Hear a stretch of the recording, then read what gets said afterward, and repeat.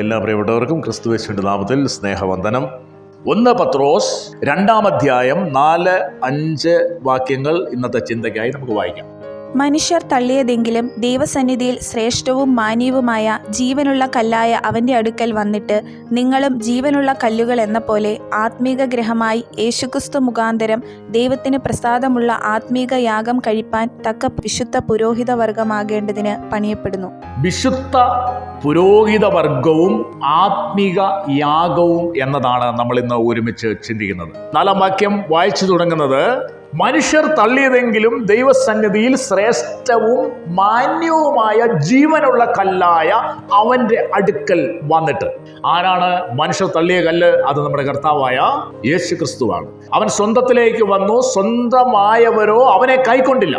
യഹൂദന്മാർ അവനെ തള്ളിക്കളഞ്ഞു. അവൻ ഏറ്റവും തള്ളപ്പെട്ടത് കാൽവരി ക്രൂശിലാണ്. വീട് പണിയുന്നവർ തള്ളിക്കളഞ്ഞ കല്ല് അത് തന്നെ മൂലക്കല്ലാക്കി ദൈവം തീർത്തു എന്ന് പറഞ്ഞാൽ, മനുഷ്യർ ക്രൂശിൽ അവനെ തള്ളിക്കളഞ്ഞ, ഭൂമിയിൽ വന്നപ്പോൾ യേശുവിനെ തള്ളിക്കളഞ്ഞുവെങ്കിൽ ദൈവം അവനെ ആ മരണത്തിൽ നിന്ന് ഉയർപ്പിച്ച് എല്ലാ നാമത്തിനും മേലായ നാമം നൽകി നമ്മുടെ കർത്താവിനെ മാനിച്ചു എന്നാണ് ഇവിടെ പറഞ്ഞത്. അതാണ് ദൈവസന്നിധി ശ്രേഷ്ഠവും മാന്യവുമായ ജീവനുള്ള കല്ലായ അവന്റെ അടുക്കൽ വന്നിട്ട് നിങ്ങളും ജീവനുള്ള കല്ലുകൾ എന്ന പോലെ.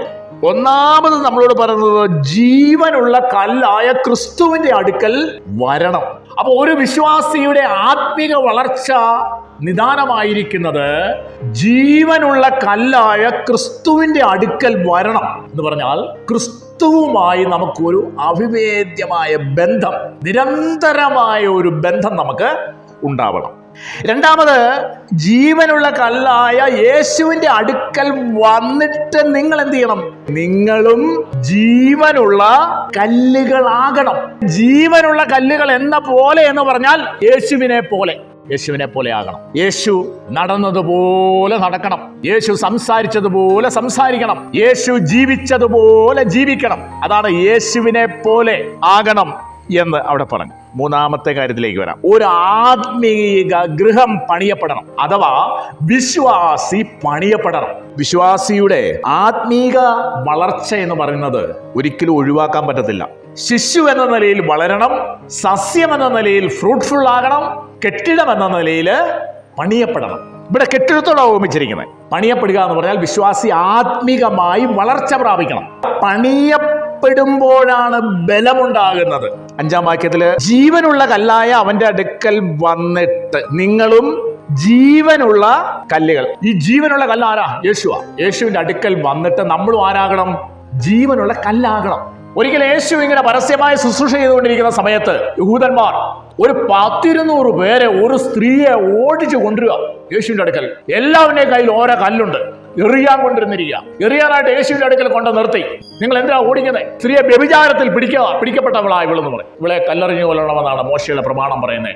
എന്തു ചെയ്യണമെന്ന് യേശുവിനോട് ചോദിച്ചു. കൊന്നോന്ന് പറഞ്ഞാൽ ഇവന്മാർ ചോദിക്കും, അപ്പൊ നീ എങ്ങനെയാ പാപികളുടെ രക്ഷകനാന്ന് മുമ്പേ പറഞ്ഞേ? നീ മുമ്പേ പറഞ്ഞല്ലോ പാപികളുടെ രക്ഷകനാന്ന്. ഇനി കൊല്ലണ്ടാന്ന് യേശു പറയുന്നെങ്കിലോ? കൊല്ലണ്ടാന്ന് യേശു പറഞ്ഞാൽ ഇവന്മാർ അപ്പം പറയും, നീ മോശയുടെ പ്രമാണം അനുസരിക്കുന്നില്ല. അവ രണ്ടും വയ്യ. യേശു നിലത്ത് വിരൽ കൊണ്ട് എഴുതിക്കൊണ്ടിരുന്നു. യേശു പറഞ്ഞു, നിങ്ങളിൽ പാപമില്ലാത്തവൻ ആദ്യം കല്ല് എറിയണം. കുറച്ചു കഴിഞ്ഞ് യേശു തല ഉയർത്തി നോക്കിയപ്പോൾ യേശുവും സ്ത്രീയും മാത്രമേ ഉള്ളൂ. ബാക്കി എല്ലാവരും പോയി. ജീവനുള്ള കല്ലായ യേശുവിന്റെ അടുക്കൽ ഒരു പാപിയായ സ്ത്രീയെ ഓടിച്ചുകൊണ്ട് വന്നപ്പോൾ, ജീവനുള്ള കല്ലായ അവന്റെ അടുക്കൽ വന്നപ്പോൾ എറിയാൻ വന്ന കല്ലുകളെല്ലാം കയ്യിൽ നിന്ന് താഴെ പോയി. ജീവനുള്ള കല്ല് എഴുന്നേറ്റപ്പോൾ എറിയാൻ വന്ന കല്ലുകളെല്ലാം ഓരോരുത്തരും കല്ലിട്ടേ പോയി. ഇപ്പുറത്ത് സംഭവിക്കുന്നത് തന്നെയാ. യേശു അവളോട് പറഞ്ഞു, ഇനിമേൽ പാപം ചെയ്യരുത്, ഞാനും നിന്നെ പൊക്കോളാം.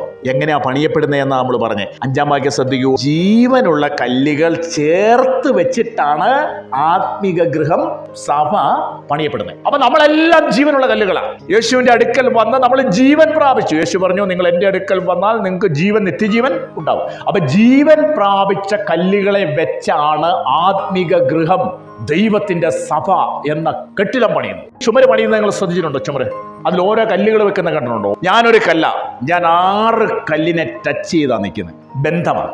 2 കല്ലുകൾ തമ്മിൽ ഇങ്ങനെ ചേർത്ത് വയ്ക്കും. ഈ ജോയിന്റ് ഇല്ലേ, അതിന്റെ നടുക്കോട്ടാണ് മറ്റേ കല്ലെടുത്ത് വെക്കുന്നത്. അപ്പൊ ഈ കല്ലിനെ ചുമക്കുന്നത് അടിയിലിരിക്കുന്ന 2 കല്ലുകളാണ് മുകളിലിരിക്കുന്ന കല്ലിനെ ചുമക്കുന്നത്. മുകളിലിരിക്കുന്ന കല്ലിന്റെ ഇപ്പുറത്തും ഒരു കല്ല് വെക്കും, അപ്പുറത്തും ഒരു കല്ല് വെക്കും. എന്നിട്ട് അതിന്റെ മുകളിൽ വീണ്ടും ഒരു കല്ല് വയ്ക്കും. ഈ ബന്ധത്തിലാണ് ബലം ഇരിക്കുന്നത്. സഭ പണിയപ്പെടേണ്ടത് അന്യോന്യമുള്ള ബന്ധം, പരസ്പരമുള്ള കരുതൽ, പരസ്പരമുള്ള സ്നേഹം, പരസ്പരമുള്ള ആശ്രയം, ഇതെല്ലാം സഭയിലുണ്ടാകണം. അങ്ങനെ കല്ലുകൾ ചേർത്ത് വെച്ച് പണിയുമ്പോൾ പിന്നെ അതൊരു ആലയമായി മാറും. നമ്മുടെ പ്രവൃത്തി കൊണ്ട്, നമ്മുടെ സംസാരം കൊണ്ട് മറ്റൊരുത്തന് ഇടർച്ചയോ അവൻ്റെ വിശ്വാസത്തിന് ക്ഷീണമോ വരുത്തുവാൻ പാടില്ല.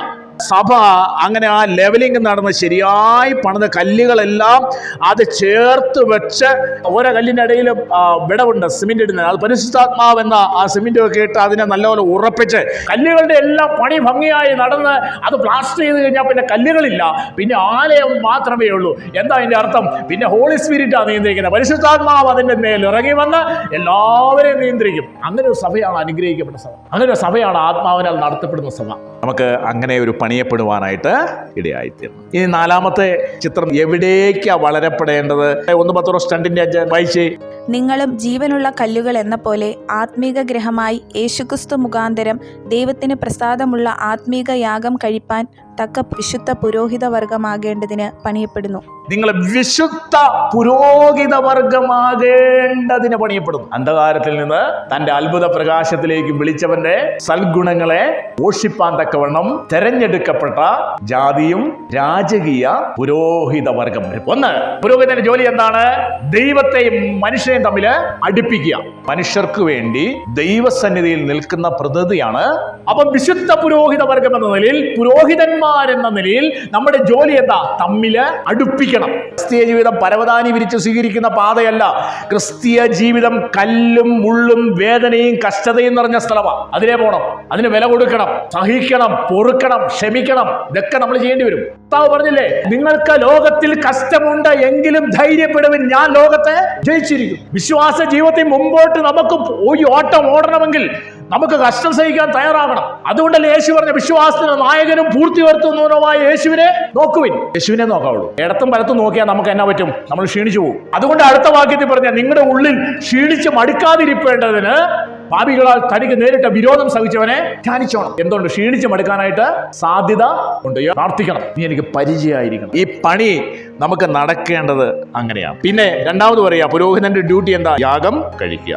പഴയ നിയമത്തിൽ എത്ര യാഗമുണ്ട്? 5 യാഗമുണ്ട്. ഏതൊക്കെയാ? ഹനനയാഗം, ഭോജനയാഗം, പാപയാഗം, സമാധാനയാഗം, അകൃത്യ യാഗം. 5 യാഗങ്ങളുണ്ട്.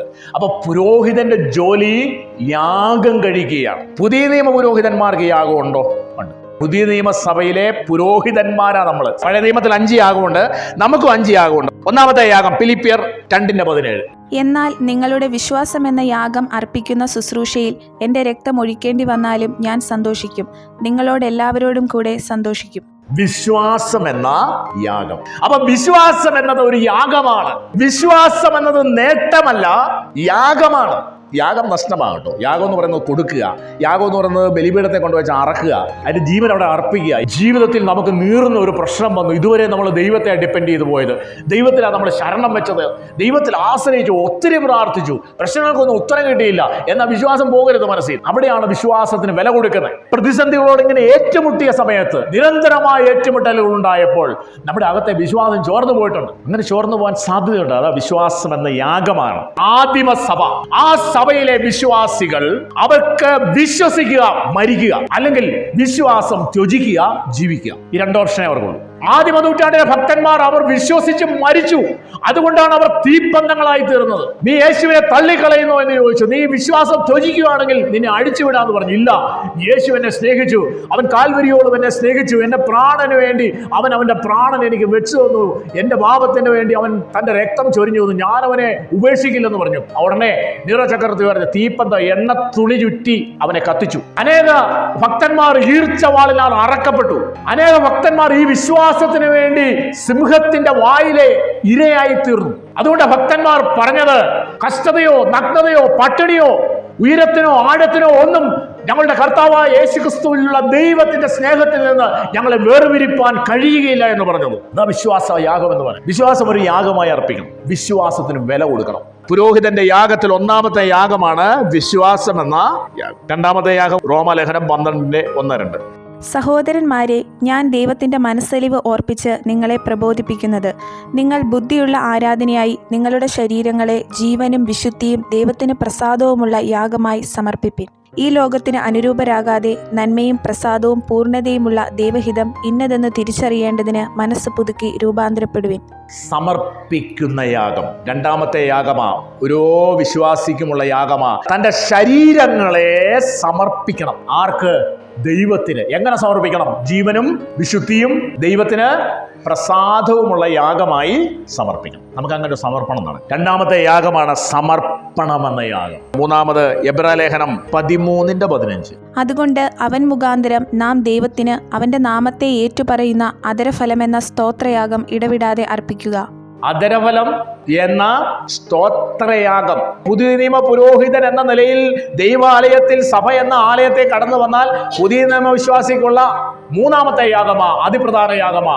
അധരഫലം എന്ന സ്തോത്രയാഗം ഇടവിടാതെ അർപ്പിക്കണം. സ്തുതിക്കുന്നത് നേരുള്ളവർക്ക് മാത്രം ഉചിതമാ. ആരാധിക്കണം. നമ്മുടെ വായെ വിസ്താരത്തിൽ തുറക്കണം. ദൈവത്തിന് വേണ്ടി നന്ദി പറയണം. അതാ സ്തോത്രയാഗം അർപ്പിക്കണം. അതൊരു യാഗമാണെന്ന്. ശലോമോന് 1000 കാളയെ യാഗം അർപ്പിച്ചു എന്ന് പഴയ നിയമം പറയാം. ഒരു ദിവസം 1000 കാളയെ ദൈവത്തിന് യാഗം അർപ്പിച്ചു. ഒരു കാളയ്ക്ക് ഇന്ന് 1,00,000 രൂപ വില കൊടുക്കണമെങ്കിൽ അവൻ എത്ര കോടി രൂപ കൊടുത്താ ഒരു ദിവസം യാഗം അർപ്പിച്ചെന്ന്. ഒരു കാളയെ അർപ്പിച്ച യാഗത്തിന്റെ വാല്യൂ ആണ് ഇവിടെ പുതിയ നിയമവിശ്വാസി അവൻ വാ തുറന്ന് ദൈവത്തിന് ഒരു സ്തോത്രം പറയുമ്പോൾ കണക്കിടുന്നത്. നന്ദിയോടെ ദൈവത്തിന്റെ സ്തോത്രം ചെയ്യണം. യേശുവിന്റെ നാമത്തെ ഏറ്റുപറയണം. എബ്രായലേഖനം 13:16 വായിച്ചേ. നന്മ ചെയ്യുവാനും കൂട്ടായ്മ കാണിപ്പാനും മറക്കരുത്. ഈ വക യാഗത്തിലല്ലോ ദൈവം പ്രസാദിക്കുന്നത്.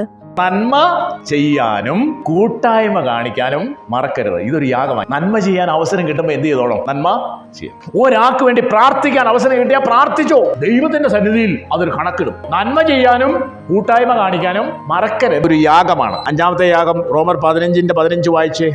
എങ്കിലും ജാതികൾ എന്ന വഴിപാട് പരിശുദ്ധാത്മാവിനാൽ വിശുദ്ധീകരിക്കപ്പെട്ട് പ്രസാദകരമായി തീരുവാൻ ഞാൻ ദൈവത്തിൻ്റെ സുവിശേഷ ഘോഷണം പുരോഹിതനായി അനുഷ്ഠിച്ചുകൊണ്ട് ജാതികളിൽ ക്രിസ്തുയേശുവിൻ്റെ ശുശ്രൂഷകനായിരിക്കേണ്ടതിന് ദൈവം എനിക്ക് നൽകിയ കൃപ നിമിത്തം നിങ്ങളെ ഓർമ്മപ്പെടുത്തും വണ്ണം ഞാൻ ചിലയിടത്ത് അതിധൈര്യമായി നിങ്ങൾക്ക് എഴുതിയിരിക്കുന്നു. ജാതികൾ എന്ന വഴിപാട് ദൈവത്തിന് കൊണ്ട് കൊടുക്കണം. സുവിശേഷം മറ്റുള്ളവരോട് പറയണം. സുവിശേഷം പറയുമ്പോൾ ഒരാത്മാവിനെ, ഒരു വിജാതീയനെ നേടി ദൈവസന്നിധിയിൽ കൊണ്ടുവയ്ക്കുന്ന ബലിവസ്തു, അതൊരു യാഗവസ്തുവായിട്ട് ദൈവം കിടക്കുന്നു. ഒരാളെ നേടണം. യേശു നിന്നെ വീണ്ടെടുക്കാനാ കാൽവരി മരിച്ചത്, നിന്റെ പാപത്തിനാ യേശു ക്രൂശിൽ മരിച്ചെന്ന് പറയുവാൻ അങ്ങനെ കഴിഞ്ഞാൽ അതൊരു യാഗമായി യേശു കർത്താവ് കണക്കണം. 5 യാഗങ്ങള്. അപ്പം പുരോഹിതന്മാരെന്ന നിലയിൽ നമ്മൾ പണിയപ്പെടുമ്പോൾ നമുക്ക് യാഗമുണ്ട്. 5 യാഗം നമുക്ക് അർപ്പിക്കുവാൻ നമുക്ക് ഇടയായിത്തീരണം. വരും ദിവസം ആത്മീയമായി വളരണം, പണിയപ്പെടണം. പണിയപ്പെടുമ്പോൾ ബലം വരും. ബന്ധത്തിലാണ് ബലം ഇരിക്കുന്നത്. നമുക്ക് ഒന്നിച്ച് കർത്താവിന്റെ വരവിനായി നമുക്ക് ഒരുങ്ങാം.